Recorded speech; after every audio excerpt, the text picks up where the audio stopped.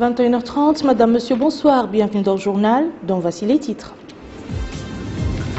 Le président de la République arrive ce soir à N'Djamena pour participer au sommet du G5 Sahel.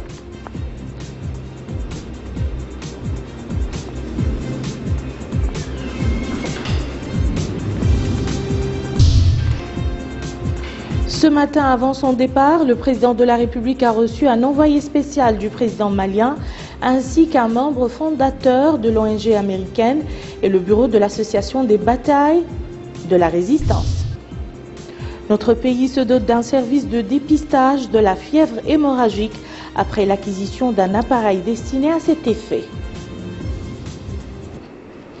Merci de vous joindre à nous. Le président de la République était à N'Djamena.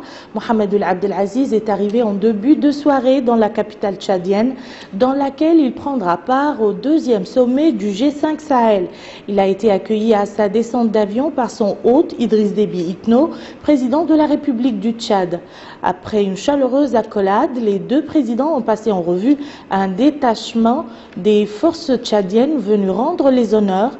Ils ont ensuite écouté les hymnes nationaux des deux pays.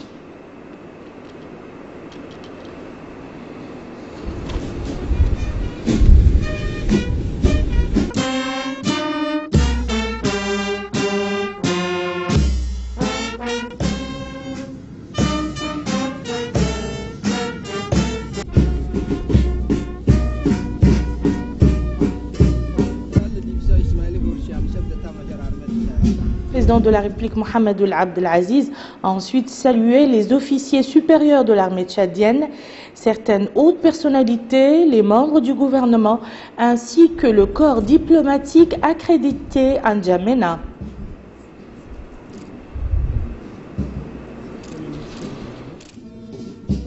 Président de l'Assemblée nationale,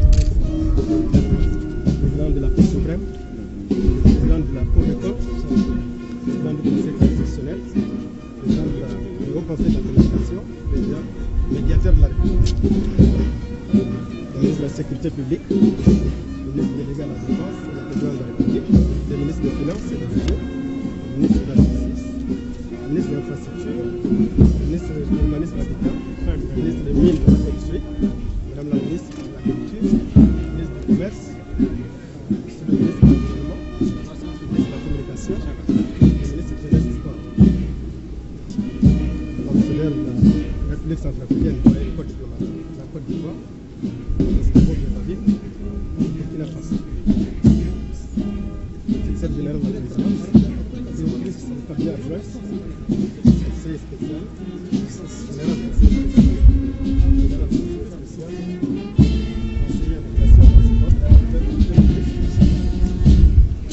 de la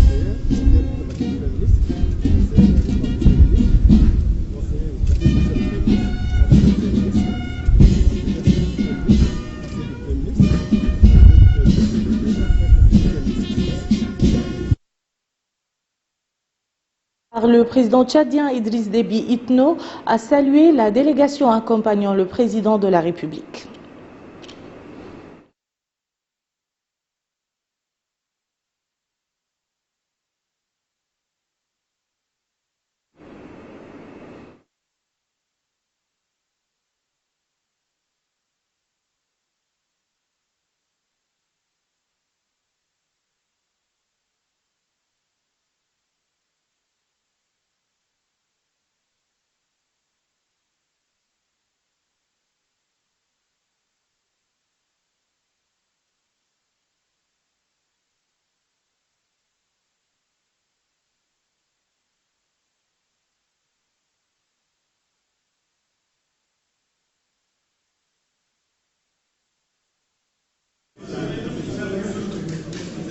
Le président de la République a quitté donc Nouakchott ce matin en direction de N'Djamena, salué à son départ de l'aéroport par le Premier ministre Yahya Ould Haddamine, des membres du gouvernement, de son chef d'état-major particulier, du wali de Nouakchott-Ouest et de la présidente de la communauté urbaine de Nouakchott.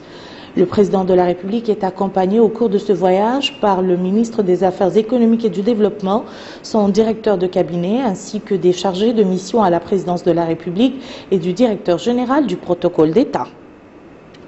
Ce matin, avant son départ, le président de la République, Mohamed Abdelaziz, a reçu le ministre des Affaires étrangères malien, Abderrahmane Silla, porteur d'un message du président de la République du Mali, Ibrahim Boubacar Keïta, suivi du membre fondateur de l'ONG américaine Éducation pour l'emploi, ainsi que des membres du bureau exécutif de l'association mauritanienne de commémoration des batailles de la résistance. Le récit de ces audiences avec Boubacar Ndiaye.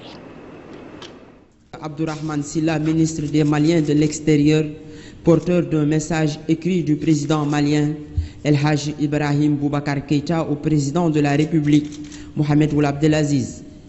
Le président de la République a fait la revue de l'excellence des relations amicales, fraternelles entre la République du Mali et la République de Mauritanie. Il a été question de voir dans quelle mesure travailler au renforcement de ces liens d'amitié, surtout. Vous savez, la Mauritanie et le Mali sont deux pays frères qui sont liés par l'histoire, par la culture, par la religion. Donc c'est autant de dimensions qui fondent aujourd'hui toute l'excellence des relations entre nos deux pays. Nous travaillons donc au renforcement de ces liens-là. Voilà de quoi nous avons presque échangé. Et j'ai pris beaucoup de leçons également auprès du président de la République. Je pense que c'est un homme aujourd'hui d'une très grande sagesse et qui s'impose largement dans les débats et surtout dans le débat sécuritaire dans la sous-région. Un peu plus tôt, le président de la République recevait en audience Chiblé Telhami, membre fondateur et membre du conseil d'administration de l'ONG américaine spécialisée dans l'éducation et l'emploi au Proche-Orient et en Afrique du Nord. L'audience qui s'est déroulée en présence de son Excellence M. Larry André, ambassadeur des États-Unis d'Amérique en Mauritanie, a porté sur les relations de coopération entre la Mauritanie et cette organisation. Grande satisfaction de l'Association nationale de commémoration des batailles de la résistance après son audience avec le président de la République. Son bureau exécutif était venu exprimer sa reconnaissance au chef de l'État pour ses efforts dans la sauvegarde et le rayonnement de la mémoire collective nationale. À l'issue de l'audience, le président de l'association a déclaré que ses collègues et lui ont présenté au chef de l'État le bilan des activités de l'association. Il a ajouté que le bureau a suivi avec intérêt les orientations clairvoyantes et constructives du président de la République au sujet de la commémoration de l'époque de la résistance qu'il considère comme une partie essentielle de l'histoire de la Mauritanie. Nous considérons, a-t-il noté, que cette période de la résistance a été négligée ces dernières années, qu'il soit au plan éducatif, de la sensibilisation, de l'édition et de la vulgarisation des héros de la résistance et leurs prouesses et bravoure. Le président de l'association a ensuite souligné que le président de la République a centré son action dès son accession au pouvoir à la revalorisation de cette période qui était confinée dans l'oubli, tout comme il a accordé de l'importance à l'association et à son rôle de vecteur de liaison entre le passé et l'avenir du pays. L'actualité parlementaire reste dominée par les activités de la Commission des finances de l'Assemblée nationale, centrée sur l'examen des budgets des départements ministériels dans le cadre du projet de loi des finances 2016. Aujourd'hui, c'était au tour du ministre de l'Environnement et du Développement durable, Amédi Camara, de présenter aux membres de la Commission les différents chapitres du budget de son département.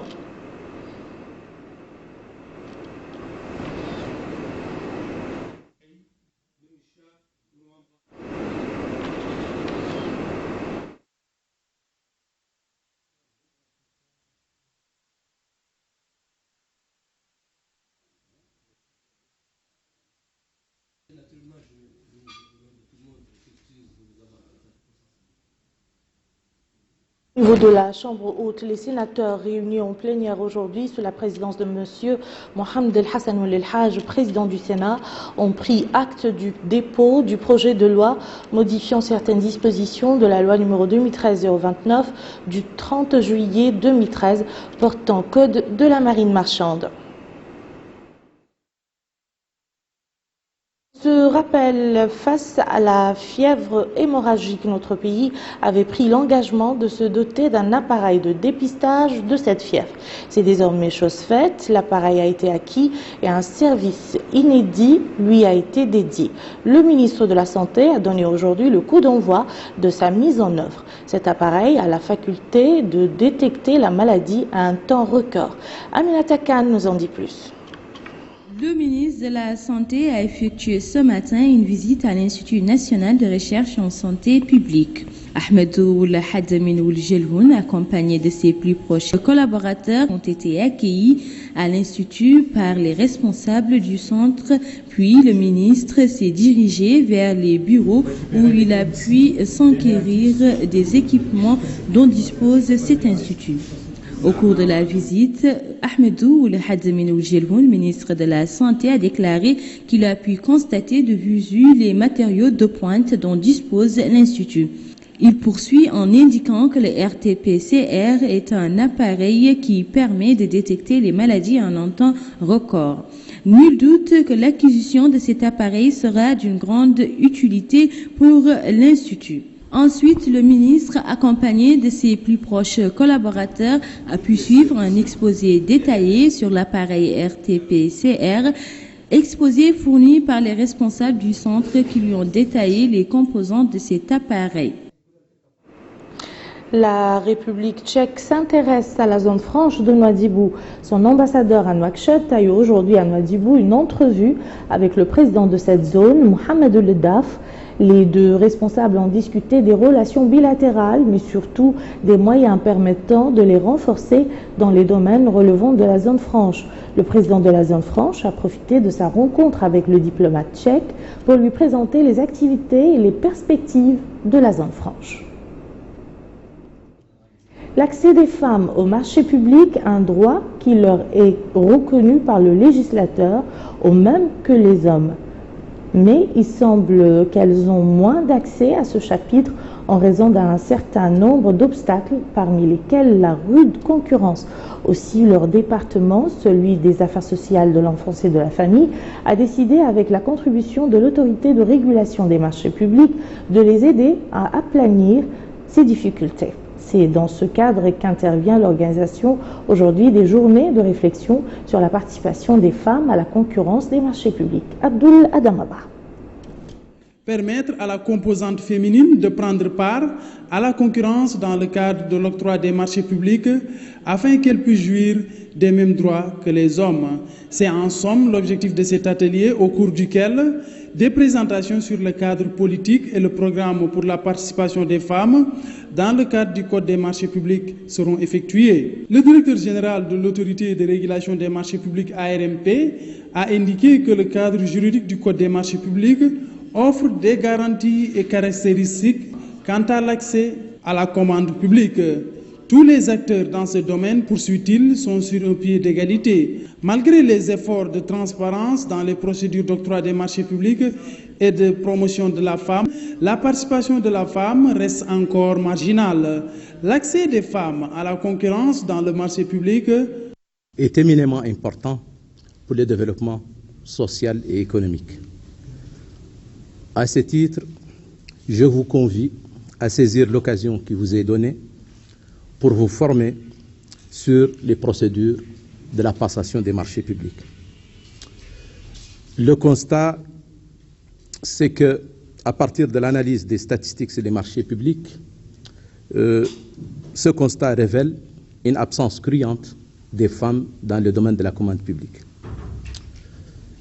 C'est pour pallier à cette situation que nous encourageons toutes les initiatives qui tentent à promouvoir l'entrepreneuriat féminin et l'accès des femmes à la concurrence dans les marchés publics. Il faut rappeler que ces journées de réflexion vont s'étaler sur 2 jours. Sensibiliser l'opinion autour d'une nutrition saine, c'est l'objectif visé par le ministère des Affaires islamiques et de l'enseignement originel. Il est soutenu dans ce projet par l'ONG Action contre la faim, qui l'a accompagné dans la révision finale du guide de sensibilisation sur la nutrition, l'hygiène et la santé, conformément aux règles de l'islam. Le document a été discuté ce matin dans le cadre d'un atelier Moussa Ndiaye. Cette journée de restitution des livrets sur lesquels se baseront désormais les imams des mosquées pour leur séance de sensibilisation est une opportunité de partager cette expérience et de l'élargir dans d'autres wilayas du pays. C'est ce qu'on vient de constater au cours des travaux de cet atelier de sensibilisation sur la lutte contre la faim organisé sous l'égide du ministère des Affaires islamiques et de l'enseignement originel.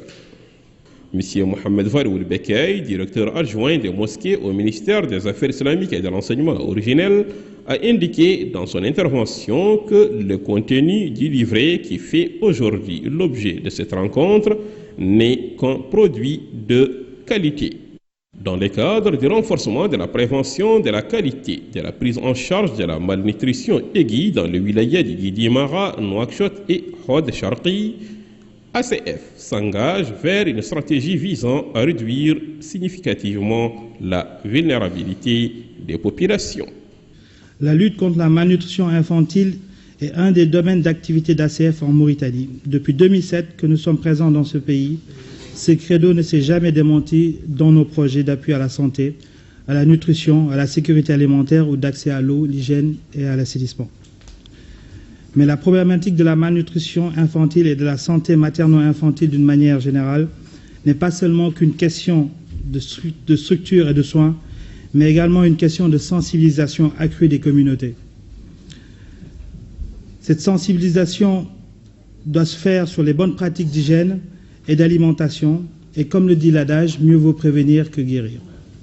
C'est sous l'égide du ministère des Affaires islamiques et de l'enseignement originel qu'ACF a initié cet atelier de Nouakchott dans le but d'impliquer tous les acteurs concernés par la lutte contre la pauvreté et la malnutrition dans leur programme d'activité. On ne le dira jamais assez, le livre scolaire reste un support pédagogique fondamental pour l'élève. Il doit à ce titre pouvoir l'acquérir à moindre coût. L'IPN, l'Institut pédagogique national, qui a justement le monopole de l'élaboration et de l'impression du livre scolaire, a aussi pour mission de le rendre disponible dans toutes les écoles du pays. Est-ce que c'est le cas? C'est ce que Abdrahman Hamadan a cherché à savoir. Le livre scolaire constitue le deuxième support pédagogique essentiel pour les processus de l'éducation après l'enseignant. C'est un instrument utilisé à la fois par l'élève et l'enseignant. La conception, la réalisation et l'édition des livres scolaires sont des missions confiées à l'Institut pédagogique national, IPN, depuis sa création qui remonte aux années 70. Selon son directeur général, l'IPN a procédé cette année à des opérations de distribution des livres scolaires, précisant que d'ores et déjà, environ 600 000 exemplaires de livres scolaires ont été distribués. Au cours de l'opération en cours, le directeur général a souligné que l'IPN envisage la distribution d'environ 900 000 exemplaires de livres scolaires du fondamental et du secondaire.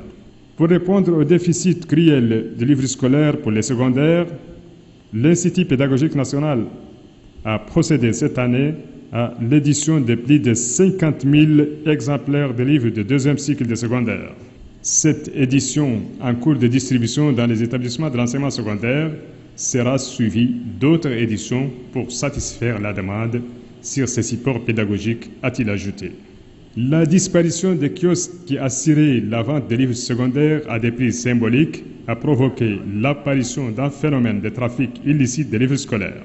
Dans ces marchés noirs, tous les livres scolaires du fondamental et du secondaire sont disponibles et se vendent avec des prix élevés, comme l'indique ce jeune qui est venu pour acheter les livres scolaires pour sa petite sœur.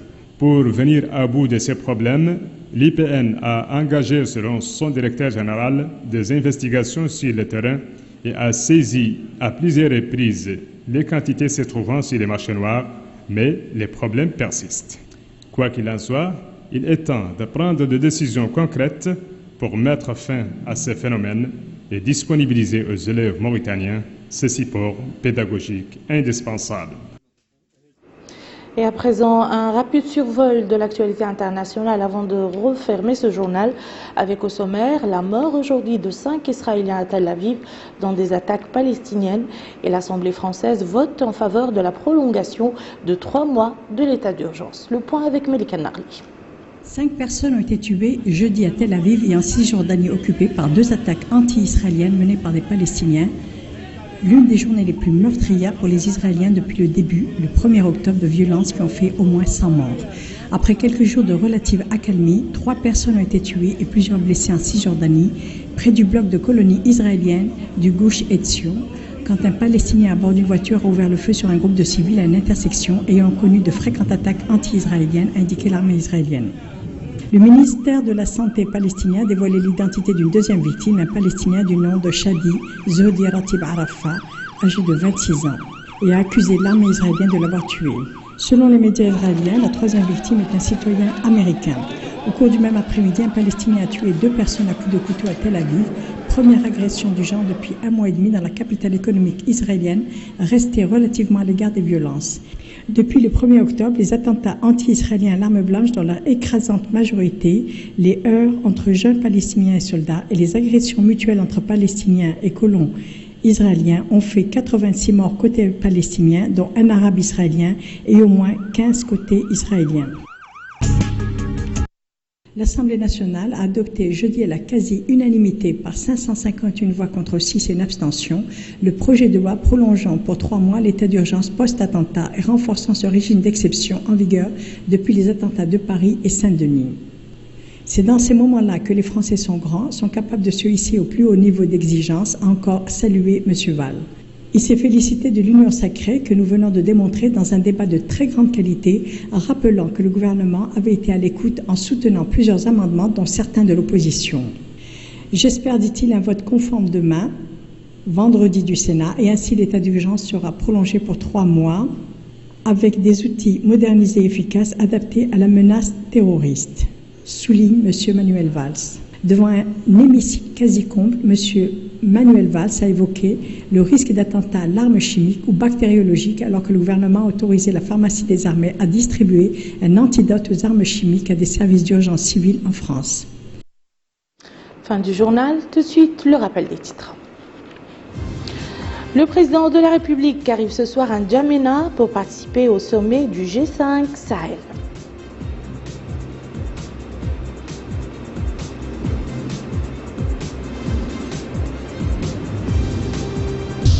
Ce matin, avant son départ, le président de la République a reçu un envoyé spécial du président malien ainsi qu'un membre fondateur de l'ONG américaine et le bureau de l'association des batailles de la résistance. Notre pays se dote d'un service de dépistage de la fièvre hémorragique après l'acquisition d'un appareil destiné à cet effet. Merci, madame, monsieur, de nous avoir suivis. À demain, Inch'Allah.